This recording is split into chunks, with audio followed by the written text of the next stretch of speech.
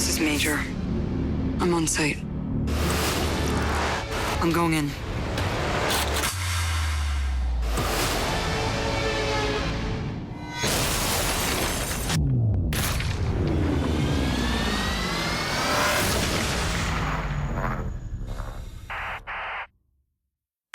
안녕하세요. 채널 CGV 무비톡 오상진입니다.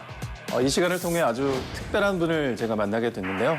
여기 계신 공각기동대 고스트 인 더 쉘의 배우 스칼렛.요한슨입니다. Please say hello to the Korean fan and this channel. Hello. Hello to all of our Korean fans and this channel. Okay. I saw trailer. I'm very amazed by your charismatic acting. Thank you. It was very impressive that powerful action in the water. You're invisible and hit some guy. I like that sequence a lot just because it's so beautiful and it looks so similar to the animation. It's really exciting. I think the fans of the animation are just going to be like blown away by it. You were dying. We saved you. 공각기동대 고스트 인 더 쉘은 원작 만화와 애니메이션으로 이미 전 세계 관객들에게 오랫동안 사랑받아온 작품입니다.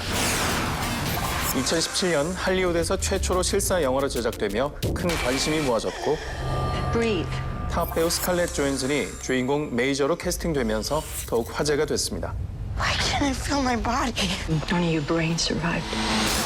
공각기동대 고스트 인 더 쉘은 엘리트 특수부대를 이끄는 리더 메이저의 이야기인데요. 인간의 한계를 넘어선 신체 능력을 가진 메이저가 테러 조직을 쫓던 중 What do you want from me? 잊었던 자신의 존재를 알아가는 과정을 담은 SF 블록버스터입니다. They did not save your life. They stole it. And Ghost in the Shell has been loved for the nearly 30 years as a masterpiece animation. And then this might give you some pressures and how to overcome it. Of course, doing all the Black Widow stuff with Marvel, you meet fans, obsessive fans, which is wonderful and, of course, can be kind of daunting. But you have to, I think it's just such a weight, it's such a heavy weight to carry. It's quite, cumbersome. I think you just have to,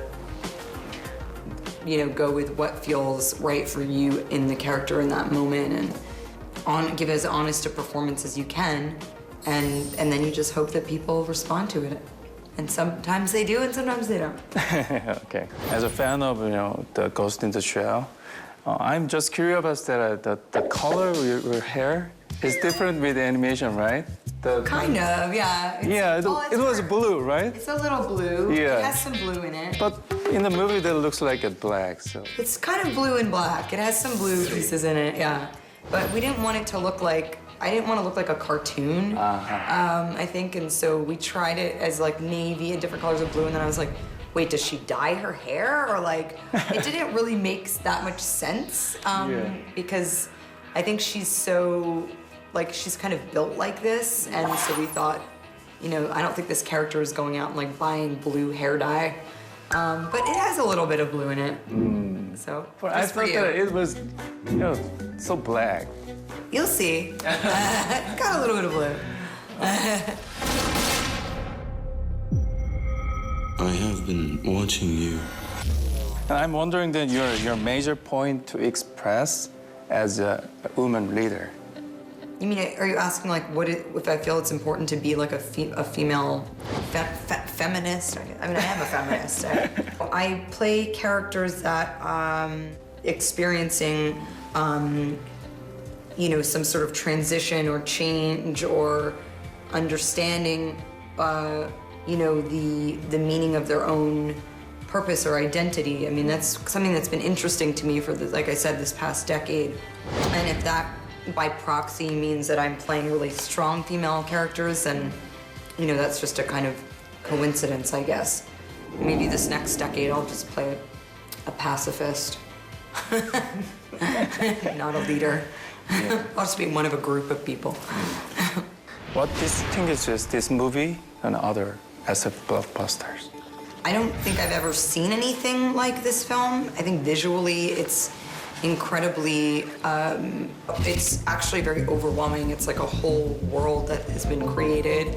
And the film and the story itself is, you know, you have a female protagonist who's living this very unique experience. It's a film that boasts a lot of existential questions, this quest for identity and like what it is to be human. And these themes are really complex and esoteric, and I think that combined with the world that Rupert has created and the action sequences, it's really a very unique blockbuster. It's a kind of like an art film, but on a huge scale.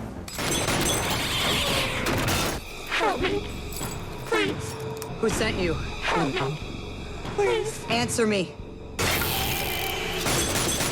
It is very highly embedded, the Oriental things. How do you think about it? You know, the story, of course, I think when the animation was done in, I guess, 94 or whatever, it kind of spoke to this like lost generation of people. You know, it's hard to have an insight as to what exactly it means for Japanese culture because, you know, of course, like, I don't come from, it's a different culture, but I do understand what it means as a kind of universal story. I mean, I was born in 84, and so, but I still think I come from a generation, like whatever is Generation Y or whatever we're called, the millennial generation, which really has which is having this unique relationship with technology and is also the last generation to remember what it was like before we had, our lives were completely like, you know, enmeshed with technology.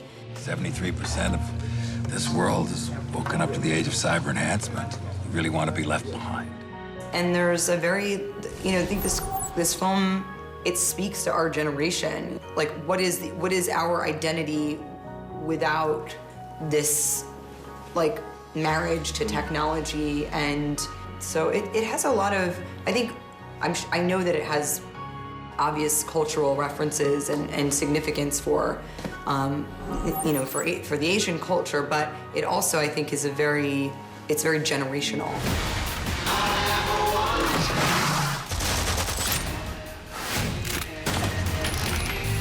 I don't know who to trust. You trust me, right? I know I have a past. I'll find out who I was.